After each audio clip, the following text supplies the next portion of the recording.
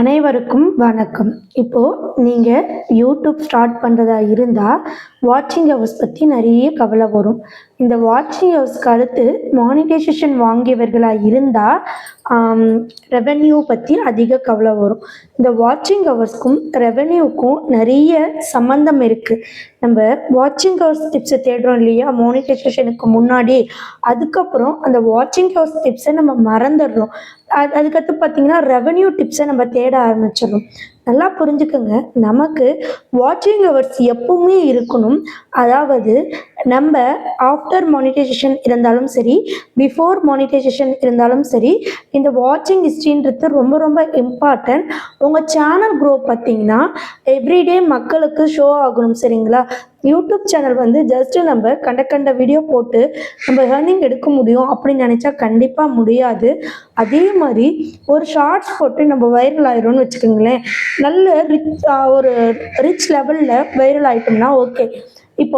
ஒரு ஷார்ட்ஸ் ஒரு சாமி சாங் வச்சு நீங்கள் போடுறீங்க, அதுவே பார்த்தீங்கன்னா கேல 10K 20K அப்படி போகி அதில் நமக்கு 1000 சப்ஸ்கிரைபர்ஸ் வராங்க.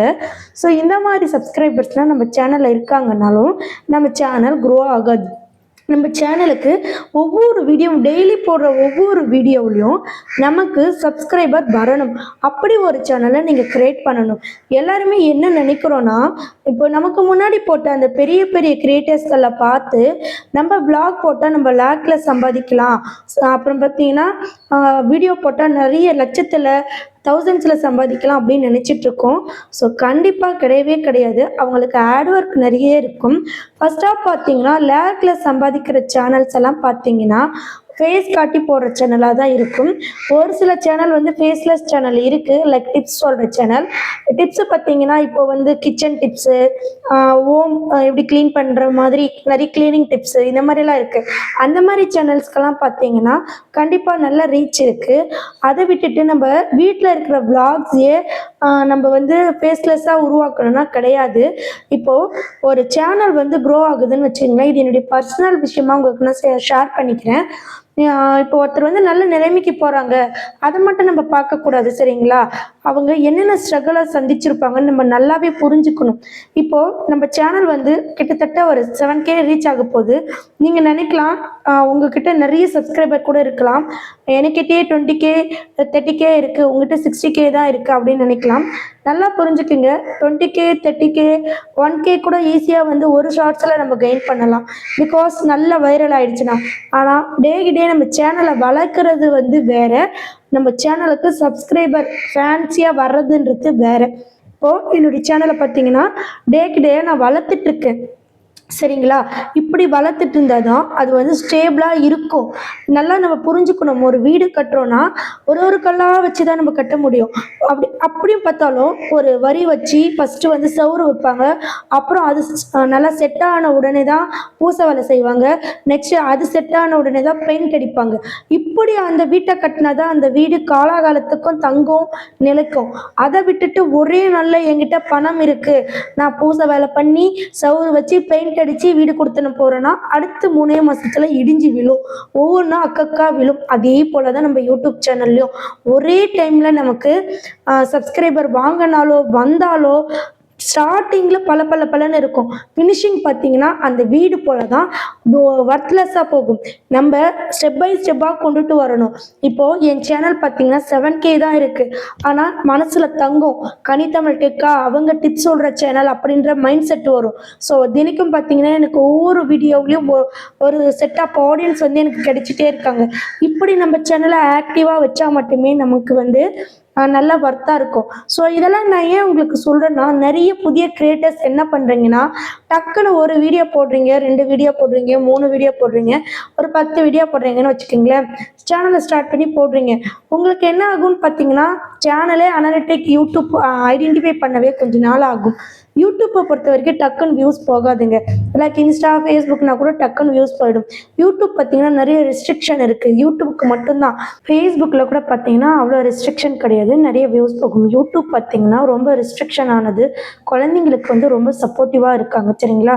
ஏன்னா எதுக்கு எடுத்தாலுமே நம்ம யூடியூப் தான் யூஸ் பண்ணுறோம். குழந்தைங்களுக்கும் சரி, நம்ம டிப்ஸ் தேட எதுவாக இருந்தாலும் சரி யூடியூப் தான் நம்ம யூஸ் பண்ணுறோம்.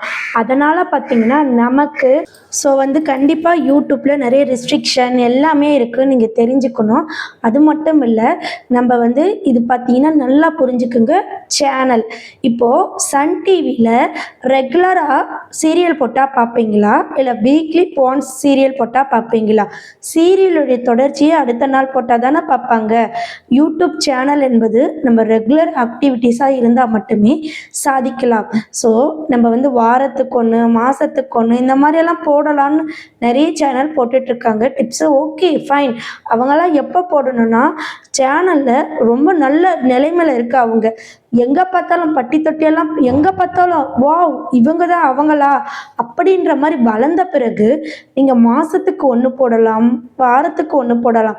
நம்ம சின்ன யூடியூப்பராக இருக்கும்போது அந்த பட்டி தொட்டி பரவுற வரைக்கும் நம்ம ஃபேஸை ரெகுலராக யூடியூப்பில் காட்டிகிட்டே இருக்கணும். ஏன்னா மக்கள் மறந்துடுவாங்க. இப்போ நீங்கள் ஸ்டார்டிங் ஸ்டேஜில் யூடியூப்பில் வரும்பொழுது நமக்கே ஒன்றும் தெரியாது.